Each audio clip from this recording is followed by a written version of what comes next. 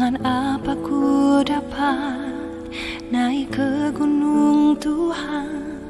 Rinduku bertemu denganmu.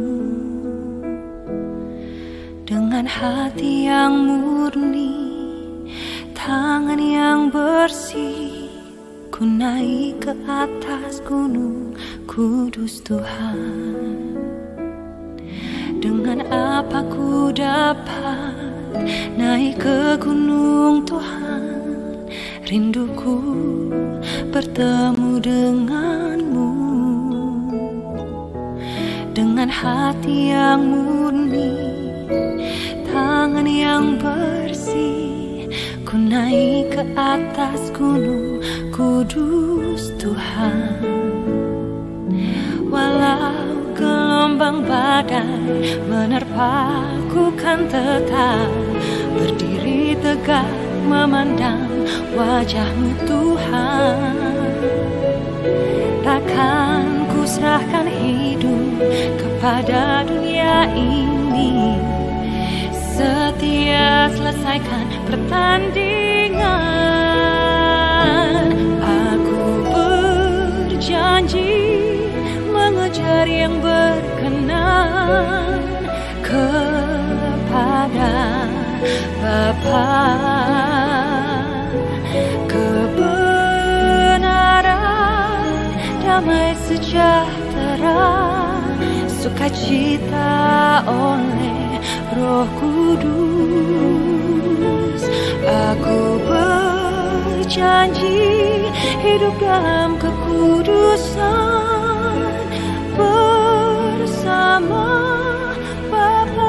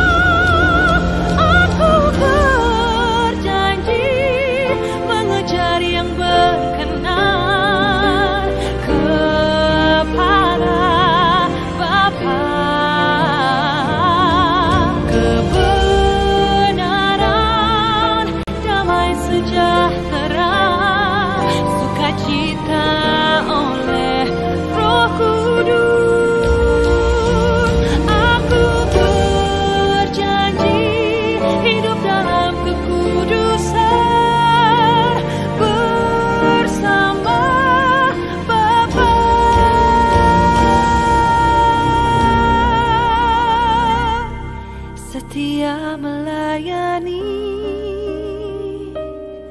perasaan Bapa.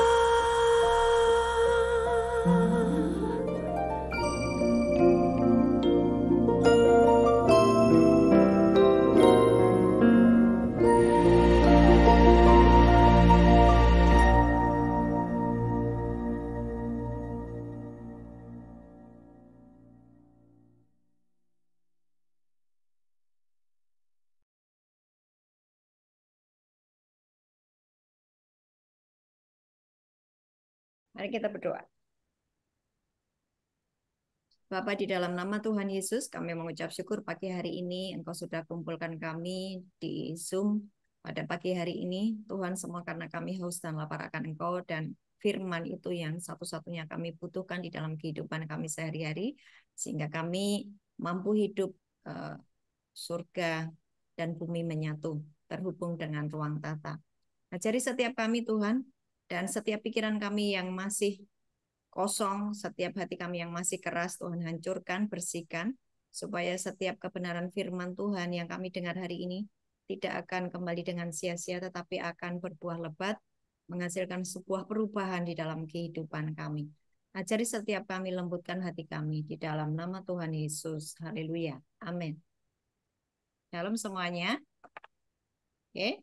Hari ini kita akan belajar tentang tentang cinta, ya. Kita akan belajar tentang cinta atau kasih. Karena kita bulan ini kan akan merayakan Paskah ya. Paskah itu bicara sebetulnya tentang kasih Bapa kepada kita semuanya. Saudara semua mengikuti ya. Jangan ada yang melamun ya. Ya, jadi setiap apapun yang kita kerjakan di bumi ini, Bapa di surga memandang dari atas. Tuhan Yesus memperhatikan apapun yang kita kerjakan di bumi ini. Jangan menganggap bahwa Tuhan itu tidak melihat kita ya. Setiap apapun detail kehidupan kita, every day, every morning, setiap hari, Tuhan itu memperhatikan. Jadi, mari selalu sadar akan posisi itu ya, sadar akan kondisi rohani kita. Buka di Yohanes 13. Yohanes 13 ayat 1 sampai 10. Yohanes 13 ayat 1 sampai dengan 10. Minta tolong dibantu dibacakan ya.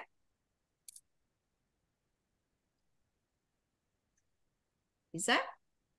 Ya, ini lewat 13 ayat 1 sampai 10.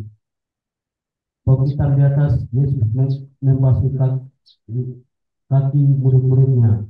Ayat Ya. 1, sementara itu belum hari raya Paskah mulai, Yesus telah tahu bahwa saatnya sudah tiba untuk berlari dari dunia ini kepada Bapa.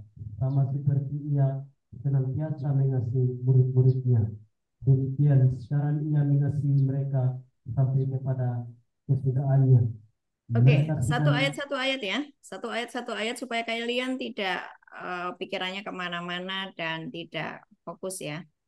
Boleh ya? Dengerin ya. Setiap firman, ayat demi ayat, engkau harus memperhatikan dengan detail ya.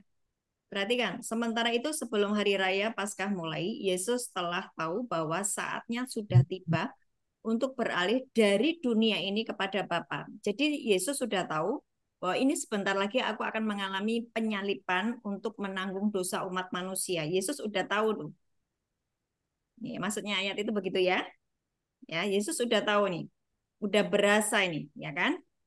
Ini sebentar lagi aku akan pindah dari bumi ini kembali ke Bapa karena asalku dari Bapa, gitu kan ya.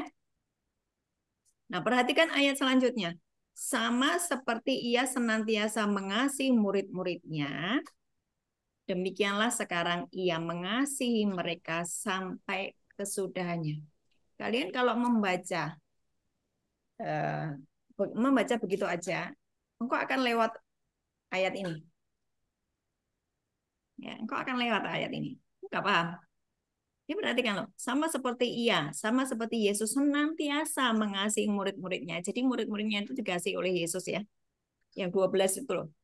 Yang 12 itu semuanya dikasihi oleh Yesus.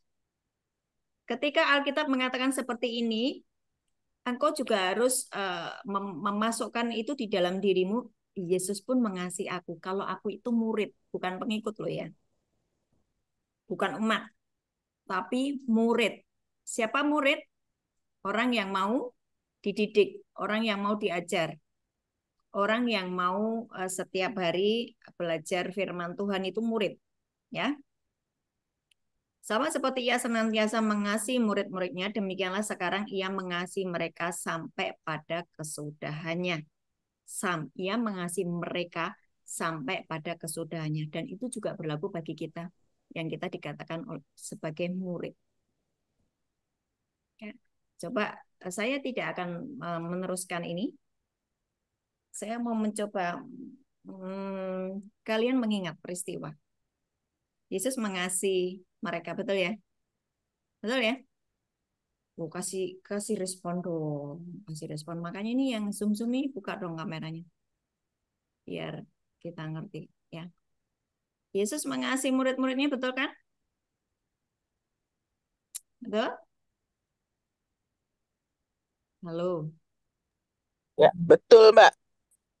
Betul, Yesus mengasihi murid-muridnya yang 12 itu. Coba perhatikan. Berapa orang yang mengkhianati? Yang mengkhianati Yesus berapa orang? Halo, jawab dong. Yang mengkhianati Yesus berapa orang? Satu, Mbak. Kok satu? Satu lagi menyangkal. Sama aja. Oh, Mengkhianati dan menyangkal itu sama saja. Ya, mengkhianati dan menyangkal itu sama saja. Siapa saja itu? Gereja Patmos bisa menjawab siapa yang mengkhianati Yesus? Yang menyangkal Yesus? Simon dan Yudas. Hah? Gereja Patmos, ayo dijawab. Yudas. Saya sudah nungguin kalian 30 menit lu. Siapa? Petrus dan Yudas. Hah? Petrus dan Yudas. Ya, Petrus dan Yudas. Dua murid yang mengkhianati Yesus. Sementara Yesus senantiasa mengasihi mereka sampai pada kesudahannya. Sudahan. Ya kan? Dua murid dengan dua nasib yang berbeda, betul ya? Yang satu Betul. Petrus dia bertobat, betul kan? Dia sama-sama mengkhianati Yesus loh. Enggak, aku enggak kenal dia, sama mengkhianati Yesus. Yudas itu juga menjual Yesus dengan sekeping perak, dengan 30 keping perak. Ya kan? Apa yang membedakan Petrus dan Yudas itu berbeda nasibnya? Mari kita pelajari ya. Kita hari ini akan pelajari. Saya nggak mau kalian menjadi orang-orang yang akan mengkhianati Yesus ya. Karena Yesus sudah mengasihimu, bahkan dia mati di atas kayu salib buat hidupmu. Jangan sampai engkau mengkhianati dia. Kalau hari ini engkau merasa bahwa engkau pernah menyakiti dia, engkau pernah mengkhianati Yesus, engkau pernah menjual Yesus dengan apapun. Kalau hari ini engkau bertobat sungguh-sungguh seperti Petrus, masih ada kesempatan. Ya, Yesus itu bertanya dan memulihkan Petrus itu 3 kali. Yesus bertanya kepada Petrus setelah Yesus bangkit dari kubur. Ya, masih ingat itu cerita? Nah, kita ini kan lagi Paskah ya, maka saya membahas tentang menjelang Paskah. Ketika Yesus bangkit dari kubur, Yesus menemui Petrus dan bertanya kepada Petrus 3 kali. Petrus, apakah engkau mengasihi aku? Gembalakanlah domba-dombaku sampai 3 kali. Karena apa? Untuk memulihkan hatinya Petrus yang pernah merasa mengkhianati. Ya, pernah mengkhianati Yesus 3 kali. Jadi Yesus memulihkan itu. Dan dampaknya adalah setelah itu, setelah Petrus dipulihkan, dalam waktu singkat, dia sedang khotbah, Petrus sedang khotbah, 3.000 orang bertobat. Ada sebuah perubahan yang radikal atas kehidupan Petrus. Karena Tuhan senantiasa mengasihi kita semuanya. Apapun yang waktu itu kita pernah kerjakan, ya, dosa apapun yang pernah kita lakukan yang menyakiti hati Tuhan, jika kita itu bertobat sungguh-sungguh, bertobat sungguh-sungguh, maka Tuhan akan mengubah menjadi sebuah kebaikan. Tapi perhatikan ketika Yudas tidak memakai kesempatan itu dan dia kehilangan nyawanya. Yuk dibaca terus ayat berikutnya, ayat 2. Mereka sedang makan bersama, ya kan? Mereka sedang makan bersama, Yohanes 13 ayat 2. Dan iblis telah membisikkan rencana dalam hati Yudas Iskariot, anak Simon, untuk mengkhianati dia. Yesus tahu bahwa Bapaknya telah menyerahkan segala sesuatu kepadanya dan bahwa ia datang dari Allah dan kembali kepada Allah. Lalu bangunlah Yesus dan menanggalkan jubahnya. Ia mengambil sehelai kain lenan dan mengikatkan pada pinggangnya. Kemudian ia menuangkan air ke dalam sebuah basi dan mulai membasuh kaki murid-muridnya untuk menyekanya dengan kain yang terikat pada pinggangnya. Saya mau bicara tentang cintanya Yesus ya. Saudara perhatikan. Ketika kamu membaca ini dan hanya membaca saja tanpa imajinasi, engkau nggak akan bisa ngelihat bahwa Yesus itu berlutut untuk membasuh kaki murid-muridnya. Bayangin, dia yang adalah Tuhan, dia yang adalah Raja, dia adalah pencipta segala sesuatu, alam semesta, surga, seluruhnya. Dia ciptakan, dia Tuhan. Tuhan itu berlutut di hadapan para murid. Dan hari ini juga Tuhan ingatkan kepada kita semuanya, terutama kepada Patmos, gereja Patmos ya. Tuhan ingatkan peristiwa itu. Dan itu tidak hanya bagi murid-murid yang waktu itu, tetapi hari ini juga. Yesus berlutut membasuh dosa.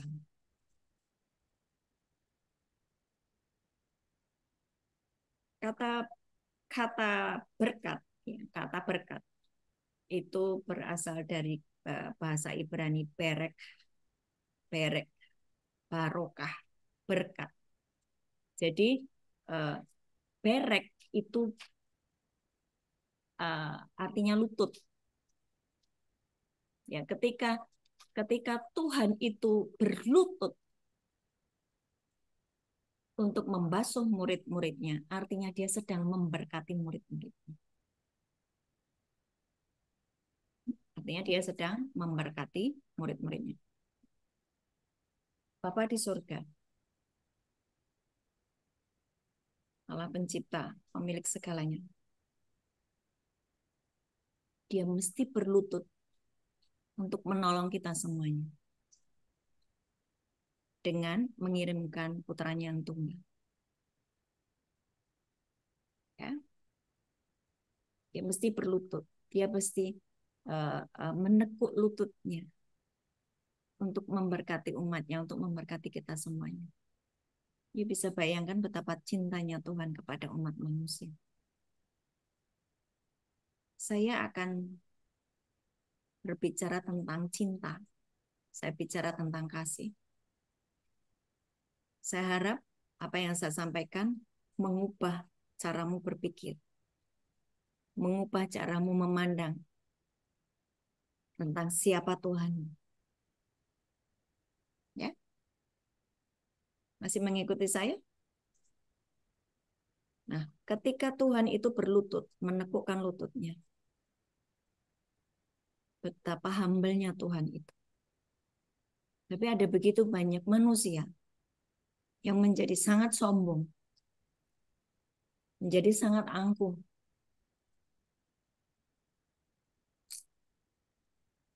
merasa tidak butuh Tuhan, hidup semaunya sendiri. Sementara Tuhan pemilik hidup aja, dia berlutut untuk membasuh kaki murid-muridnya, untuk membasuh dosamu, untuk membasuh dosa saya. Jangan keraskan hati, jangan sombong, milikilah kerendahan hati seperti yang Tuhan punya, milikilah kasih seperti yang Yesus punya. Terus, baca selanjutnya. Saya ulang ayat 5 ya. Kemudian ia menuangkan air ke dalam sebuah basi dan mulai membasuh kaki murid-muridnya, lalu menyekanya dengan kain yang terikat pada pinggangnya itu. Posisinya kan pasti berlutut. Betul nggak? Maka sampailah ia kepada Simon Petrus, kata Petrus kepadanya, Tuhan, engkau hendak membasuh kakiku? Jawab Yesus kepadanya, apa yang kuperbuat engkau tidak tahu sekarang, tetapi engkau akan mengertinya kelak. Kata Petrus kepadanya, engkau tidak akan membasuh kakiku sampai selama-lamanya. Jawab Yesus, jikalau aku tidak membasuh engkau, engkau tidak mendapatkan bagian di dalam aku. Ini bicara apa? Jika Yesus tidak mengampuni dosa kita, kita tidak akan bersama-sama dengan Bapa di surga, dengan Allah kita selama-lamanya. Jika Yesus tidak membasuh dosa kita, ya. Kata Simon Petrus kepadanya, Tuhan, jangan kakiku saja, tetapi juga tangan dan kepalaku. Kata Yesus kepadanya, barang siapa telah mandi, ia tidak usah membasuh diri lagi selain membasuh kakinya, karena ia sudah bersih seluruhnya. Juga kamu sudah bersih, hanya tidak semua. Ya, perkataan ini disampaikan dia lagi ngobrol dengan murid-muridnya, tetapi terkhusus kepada Petrus. Ya, ada saat-saat di mana Petrus ini sebetulnya juga ada suara-suara, ya, ada suara-suara yang membuat dia bingung. Kalau dia raja, kalau dia Mesias, kenapa dia harus mengalami itu? Tetapi Petrus itu punya cinta yang besar kepada Yesus. Ya. Bedanya, ya, bedanya dengan Yudas. Yudas itu mencintai dua. Dia cinta juga Yesus. Dia cinta Yesus. Tapi dia juga cinta kepada uang. Gitu ya. Bedanya Petrus dengan Yudas. Petrus itu benar-benar mengasihi Yesus. Sehingga sampai pada suatu saat ketika Yesus menyampaikan bahwa dia akan menderita, dia akan menanggung banyak penderitaan, Petrus berkata, jangan itu sampai terjadi. Terus kemudian Yesus kan menghardik Petrus, enyahlah engkau iblis, engkau sebuah batu sandungan. Pernah ya kan Yesus ngomong seperti itu. Berarti Petrus itu mencintai Yesus. Cintanya tuh cinta mati loh. Tapi bisa mengkhianati. Ya. Nah, bedanya dengan Yudas. Yudas dia juga mencintai Yesus. Terbukti dia sebetulnya galau gitu. Antara dia sayang sama Yesus dan dia berharap nanti kalau diberikan kalau dia berkhianat kepada Yesus, kalau Yesus ini diserahkan kepada para imam gitu ya. Yesus kan pintar bikin mukjizat. Pasti nanti Yesus akan melakukan sebuah mukjizat gitu kan. Harapannya Yudas begitu. Ya. Dan yang terjadi adalah di luar dugaannya Yudas bahwa benar-benar Yesus itu diserahkan dan disalib gara-gara Yudas. Dan makanya dia bunuh diri. Dan kalau kalian baca detail nanti ya kisah-kisahnya, Yudas itu memang makan tubuh Yesus. Bicara apa? Setiap hari dengar firman. Kita setiap hari dengar firman.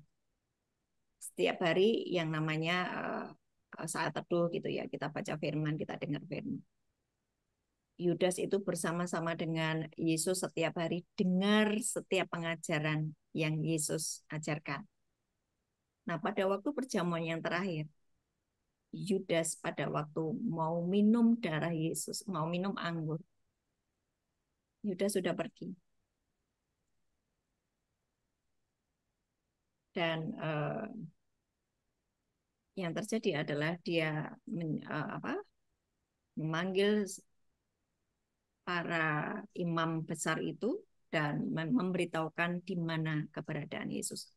Nah, saya mau jelaskan di sini, ya, kita akan belajar tentang yang namanya kasih. Ini di Yohanes 13 tadi adalah peristiwa sebelum penyaliban Yesus dan peristiwa sebelum pengkhianatan atas Yesus. Saya mengingatkan kepada kita semuanya, ya, jangan sampai engkau mengkhianati Yesus, engkau meninggalkan iman di dalam Yesus, sebab Yesus itu mengasihi kita sampai kesudahan zaman. Ya, sampai kesudahan zaman. sampai pada akhirnya tuh. Pokoknya Tuhan itu cuma mengasihi kita. Yang dia inginkan adalah pertobatan kita. Mari kita buka di 1 Yohanes 2. 1 Yohanes 2 ayat 3 sampai dengan 5, coba dibantu dibaca.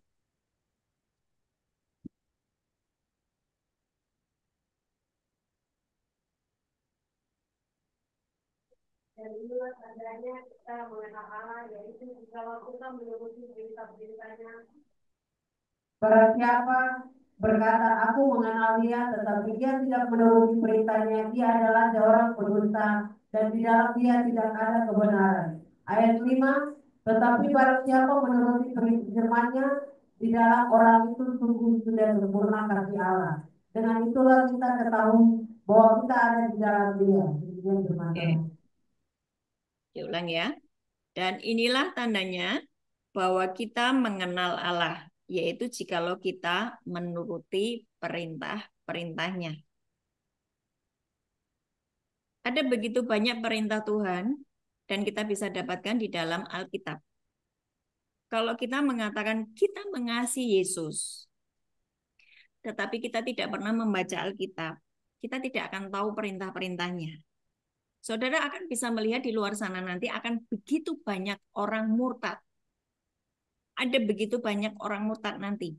Kau bisa lihat di TV-TV, kau bisa lihat di berita-berita dimanapun orang-orang akan murtad meninggalkan iman kepada Yesus. Kenapa bisa terjadi seperti itu? Tidak pernah baca Alkitab. Saking sibuknya cari uang. Yudas punya dua tuan. Uang dan firman. Dan Yesus. Yesus berkata di Matius 6 ayat 24-25, kamu nggak bisa punya dua tuan. Kok kamu punya dua tuan, kamu akan mengasihi yang satu dan membenci yang lainnya. Yang Tuhan mau, engkau harus punya satu tuan, yaitu Tuhan saja, firman. Tapi Bu, kita kan butuh uang. Kerjakan saja. Lakukan saja. Mencintai Tuhan. Hanya mencintai Tuhan. Yaitu mencintai firman-Nya. Kalau engkau mencintai Tuhan, tandanya adalah engkau taat kepada perintah-perintahnya. Menuruti perintah-perintahnya. Itu tandanya.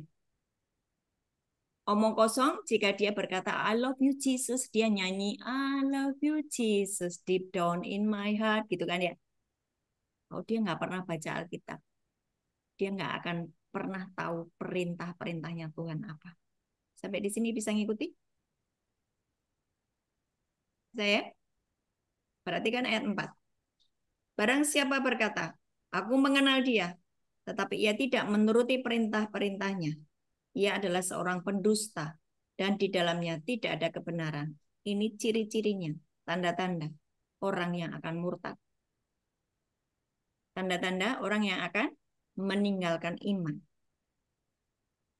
Ya, barang siapa berkata, aku mengenal dia, tetapi ia tidak menuruti perintahnya, ia adalah seorang pendusta, dan di dalamnya tidak ada kebenaran. Iya dong, karena tidak pernah baca Alkitab, tidak pernah mengerti perintah-perintahnya, berarti di dalam dirinya tidak ada kebenaran. Tidak menyatu dengan Tuhan. Karena Tuhan itu kebenaran. Allah itu kebenaran. Firman-Nya adalah kebenaran. Yohanes 17 ayat 17. Firman Tuhan adalah kebenaran. Kalau kita tidak pernah membaca firman, berarti di dalam diri kita tidak ada kebenaran. Ngerti ya? Barang siapa berkata, aku mengenal dia, tetapi ia tidak menuruti perintahnya. Ia adalah seorang pendusta, dan di dalamnya tidak ada kebenaran. Tetapi barang siapa menuruti firman-Nya, di dalam orang itu sungguh sudah sempurna kasih Allah. Kita perhatikan itu di ayat 5. Coba dibaca bersama-sama. 1 Yohanes 2 ayat 5. Dibaca bersama-sama 2, 3. Tetapi barang siapa menuruti firman-Nya,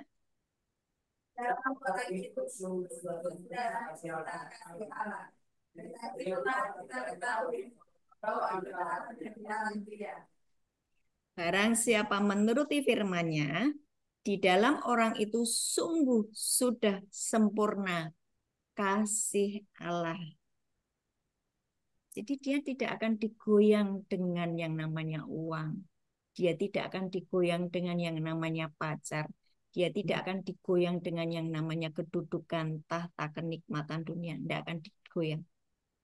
Karena kebenaran tadi sudah masuk di dalam dirinya, yaitu firman. Dia ikuti firman, dia taati firman. Di dalam dirinya tiba-tiba kasih itu sempurna. Ketika kasih itu sempurna di dalam dirinya, dia tidak akan bisa digoyah oleh apapun.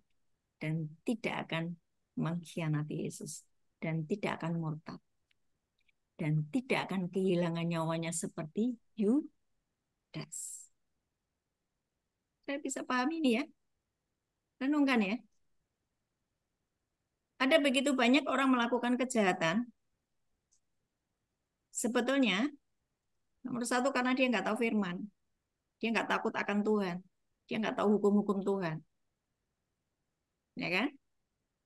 Dia langgar, dia tabrak setiap firman Tuhan. Sehingga dia harus mengalami yang namanya masa transisi, masa dimasukkan dulu di dalam lapas untuk dididik, dibenarkan, dibetulkan hidupnya. Tidak masalah.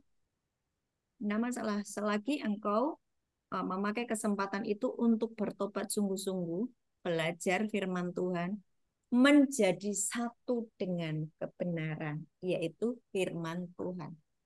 Kalau engkau berkata engkau mengasihi Tuhan, Yesus itu mengasihimu loh, sampai dia mati loh. Mengasihi saya, mengasihi kita semua sampai dia mati. Allah menekukkan lututnya, memberkati kita, membasuh dosa kita. Begitu hambanya Tuhan, begitu hambanya Bapa kita. Ya, dia mencari kita, ketika kita lari, dia cari kita. Nah, apa respon kita? Yang dimau Tuhan cuma satu kok, taat. Bagaimana saya taat jika saya tidak pernah baca firman? So, mari kita hari ini belajar firman. Baca firman. Masukkan kebenaran itu di dalam dirimu. Maka di dalam dirimu itu ada kasih.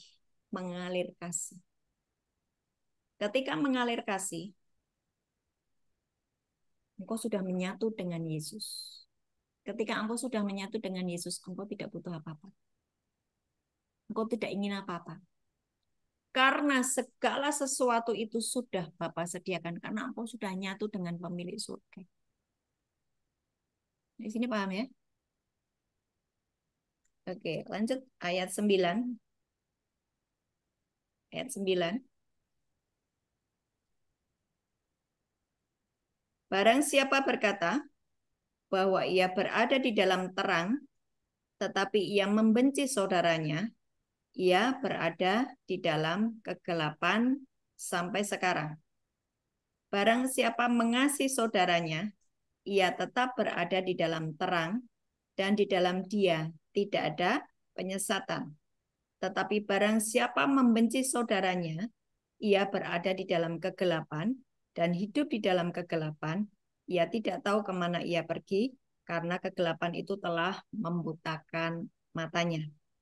Aku menulis kepada kamu, hai anak-anak, sebab dosamu telah diampuni oleh karena namanya.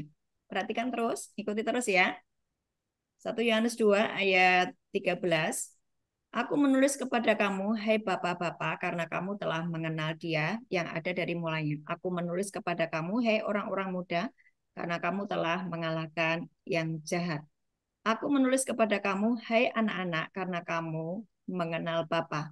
Aku menulis kepada kamu, hai bapak-bapak, karena kamu mengenal Dia yang dari mulanya. Aku menulis kepada kamu, hai orang-orang muda, karena kamu kuat dan firman Allah diam di dalam kamu, dan kamu telah mengalahkan yang jahat. Saudara, hari ini, kalau engkau bergumul dengan kejahatanmu, engkau bergumul dengan kebencian yang ada di dalam dirimu, Bu, saya sudah belajar mencoba untuk menjadi baik, tetapi saya tetap jahat. Saya pengen tetap terus membunuh. Ada sebuah kebencian di dalam diri saya. Gampang saja kok melepaskan kebencian itu. Baca firman aja. Lakukan firman. Nanti tiba-tiba yang namanya sisi gelapmu itu akan hilang. Ya. Banyak sekali ayat-ayat membuktikan hal tersebut ya. Salah satunya ayat ini, ayat 14. Karena kamu kuat dan firman Allah diam di dalam kamu dan kamu telah mengalahkan yang jahat. Jadi ketika engkau terus tinggal di dalam firman, ikatan dosa apapun yang ada di dalam diri kita, kelemahan apapun yang ada di dalam diri kita, itu nanti tiba-tiba hilang oleh karena kita kuat di dalam firman. Ayat 15, janganlah kamu mengasihi dunia dan apa yang ada di dalamnya. Ini perhatikan. Ini kenapa Yudas mengkhianati Yesus ya. Jangan kamu mengasihi dunia dan apa yang ada di dalamnya. Jikalau orang mengasihi dunia, maka kasih akan Bapa tidak ada di dalam orang itu. Sebab semua yang ada di dalam dunia, yaitu keinginan daging, keinginan mata, serta keangkuhan hidup bukanlah berasal dari Bapa, melainkan dari dunia. Dan dunia ini sedang lenyap dengan keinginannya, tetapi orang yang melakukan kehendak Allah tetap hidup selama-lamanya. Itu perbedaan Petrus dan Yudas. Petrus mengasihi Tuhan dan dia terus hidup di dalam firman. Dia terus mengasihi. Sehingga ketika ditanya sama Tuhan Yesus, apakah kamu mengasihi aku Petrus? Gembalakanlah domba-dombaku. Dan pada akhirnya dia memenangkan banyak jiwa-jiwa. Meskipun pernah mengkhianati Yesus. Apa bedanya dengan Yudas? Yudas mencintai dua. Uang ya, dan Yesus. Enggak bisa. Saudara, engkau enggak bisa mencintai dua hal ya di dalam hidupmu. Enggak bisa mencintai Tuhan sekaligus mencintai dunia.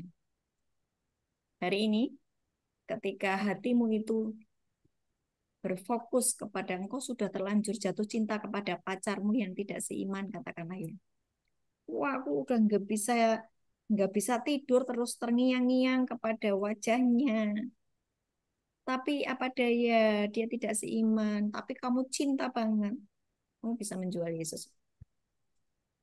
Bisa murtad. Karena apa? Mencintai dua. Izinkan engkau mencinta hatimu hanya dipenuhi cinta kepada Tuhan. Ya. Tuhan berkata, carilah dahulu kerajaan surga dan kebenarannya, maka semuanya akan ditambahkan kepadamu. Jodoh yang daripada Tuhan, yang sepadan, ya itu pasti Tuhan sudah sediakan. Jangan cari sendiri, nanti repot. Ya, kau akan menjalani kehidupan sehari-hari seperti di neraka. Kalau jodohnya bukan dari Tuhan. Kalau jodohnya dari Tuhan, itu sepadan, seiman, kau akan menjalani kehidupan yang seperti yang Tuhan mau. Ya, jangan meninggalkan Tuhan hanya gara-gara uang, hanya karena jabatan, hanya karena apapun. Cintai Tuhan. Terus caranya bagaimana mencintai Tuhan yang tidak kelihatan? Firman. Ketika engkau mencintai Tuhan, engkau taat kepada firman-Nya. Ayat penutup. Yohanes 14 ayat 23. Kalian baca bersama-sama ya.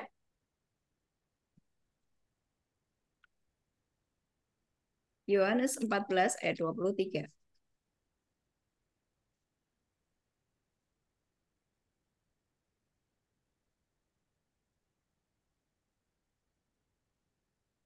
Sudah ketemu semua? 14:23. Saya bacakan ya. Jawab Yesus, jika seorang mengasihi aku, ia akan menuruti firman-Ku, dan Bapa-Ku akan mengasihi dia, dan kami akan datang kepadanya dan diam bersama-sama dengan dia. Sudah perhatikan ayat ini? Perhatikan ayat ini. Kalau kamu mengasihi Yesus, kamu akan menuruti firman-Nya. Firman-Nya di mana? Alkitabmu dulu dibaca. Dan dilakukan, direnungkan, dilakukan. Ketika engkau mengasihi Yesus, engkau membaca firman dan engkau melakukan perintah-perintahnya. Maka yang terjadi adalah Bapa, Yesus, Roh Kudus berdiam di dalammu. Engkau menjadi bait Allah. Engkau menjadi pemilik surga. Ketika engkau pemilik surga, so pasti kaya toh, diberkati toh. Nggak usah harus membunuh untuk merampok. Betul enggak? Nggak usah jualan narkoba untuk dapatkan duit. Betul enggak? Saya kasih lihat ayatnya. Wahyu 4 ayat 1. Wahyu 4 ayat 1.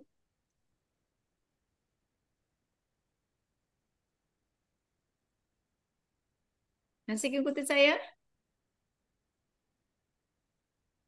Wahyu 4 ayat 1. Kemudian daripada itu, ya silakan. Wahyu 4 ayat 1. Kemudian daripada itu aku melihat sesungguhnya sebuah pintu terbuka di surga, dan suara yang dahulu yang telah aku dengar berkata kepadaku seperti bunyi sangkakala. Katanya, naiklah kemari dan aku akan menunjukkan kepadamu apa yang harus terjadi sesudah ini. Kemudian daripada itu, aku melihat, ya, Wahyu 4 ini didahului dengan Wahyu 2 dan 3. Wahyu 2 dan 3 bicara tentang 7 jemaat yang dikritik sama Tuhan. Yang ditegur sama Tuhan. Jemaat siapa? Kita semua toh? Teguran-teguran Tuhan ada di situ. Tapi ketika engkau sudah melakukan yang namanya taat, engkau mengikuti perintah-perintah Tuhan, engkau taat. Tadi dibilang kan? Perhatikan. Ketika engkau mengasihi Yesus, Yohanes 14 ayat 23. Bapa, Putra, Roh Kudus diam di dalammu. Engkau menjadi bait Allah. Berarti engkau pemilik surga toh? Betul nggak? Engkau pemilik surga toh? Kalau engkau pemilik surga kaya enggak? Engkau enggak perlu membunuh untuk mendapatkan uang. Engkau enggak perlu merampas untuk mendapatkan kekayaan. Engkau enggak perlu korupsi. Engkau enggak perlu yang namanya jualan narkoba. Engkau cukup mencintai Tuhan, menghormati firman-Nya, melakukan firman-Nya. Dan Bapa, Putra, Roh Kudus diam di dalam kamu. Engkau mengizinkan tubuhmu menjadi bait Allah. Engkau hidup di dalam kekudusan. Engkau hidup di dalam kesucian. Engkau tinggalkan dosa. Engkau meninggalkan manusia lamamu. Masuk ke dalam manusia yang baru. Engkau tinggal di dalam kebenaran. Engkau tinggal di dalam terang. Maka engkau menjadi pemilik surga. Yohanes 4 ayat 23. Sejak itu, dengarkan saya, sejak itu, engkau akan melihat langit terbuka di atasmu.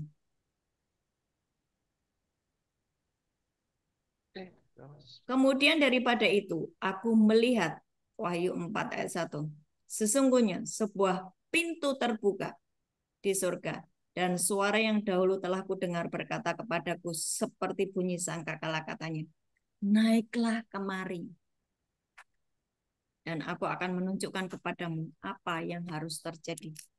Ketika setelah diajak naik, engkau akan melihat di dunia ada begitu banyak kebangkrutan, dunia akan ada begitu banyak kerusakan, dunia sudah begitu banyak kebobrokan, banyak dosa, sakit penyakit, virus yang tidak bisa disembuhkan, ekonomi yang hancur berantakan, tapi kamu sudah naik.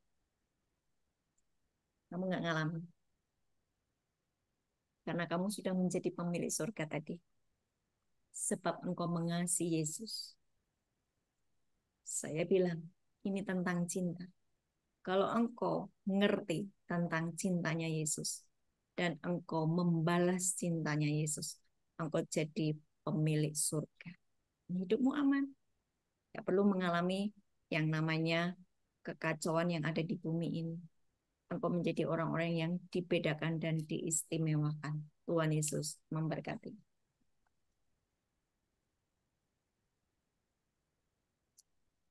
Mari kita berdoa.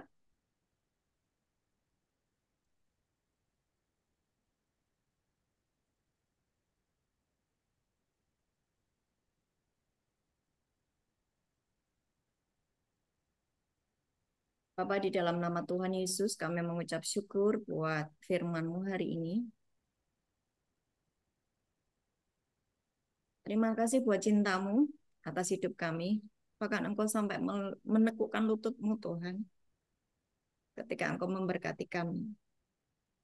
Ampuni kami yang sering kali menjadi sangat sombong, angkuh, arogan, jahat.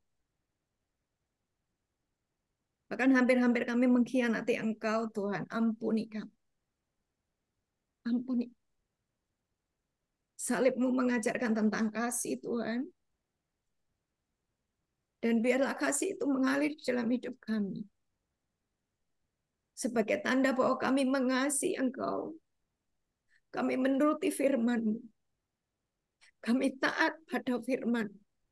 Kami mencintai firman. Kami menjadi pelaku firman. Itu tanda kami mencintai. Dan kami menyerahkan hidup kami, Tuhan, menjadi bait-Mu. Menjadi tempat di mana Engkau nyaman tinggal di dalam hidup kami. Maka kami adalah pemilik surga. Maka kami akan hidup di bawah langit terbuka. Open heaven. Pintu terbuka. Surga terbuka atas kehidupan kami. Kami tidak perlu mengalami segala macam penderitaan yang ada di bumi ini. Sebab Engkau sudah menyatu di dalam kami. Engkau yang menjadi pembela kami. Engkau yang mengasihi kami. Engkau yang membedakan hidup kami. Engkau yang memberkati kehidupan kami. Dan Engkau berkata, Engkau mengasihi kami sampai pada kesudahan. Dan ingatkan kami akan firman ini ya Tuhan. Di masa prapaskah ini Tuhan, ingatkan kami. Betapa kami harus mencintai Engkau seperti Engkau mencintai kami. Sempurnakan kasih kami Tuhan. Hari ini Tuhan. Di dalam nama Tuhan Yesus. Aku serahkan seluruh jemaat-Mu yang hari ini mengikuti Zoom di gereja Patmos maupun yang ikut Zoom hari ini Tuhan. Siapapun mereka. Tuhan jamah kami semuanya. Tuhan berkati kami semuanya. Tuhan basuh kami semua dengan darah-Mu yang kudus. Dan Tuhan jadikan kami benar-benar ciptaan yang baru, penuh dengan firman-Mu, penuh dengan kebenaran-Mu, penuh dengan kasih-Mu. Dan kami akan mengerjakan seperti yang Engkau kerjakan. Sebab kami ini pemilik surga Tuhan. Terima kasih Tuhan. Angkat tangan untuk terima berkat. Tuhan memberkati-Mu dan melindungi-Mu. Tuhan menyinari Engkau dengan wajah-Nya dan memberi Engkau kasih karunia. Tuhan menghadapkan wajah-Nya kepadamu dan memberi Engkau damai sejahtera. Amin. Amin. Amin. Tuhan Yesus memberkati.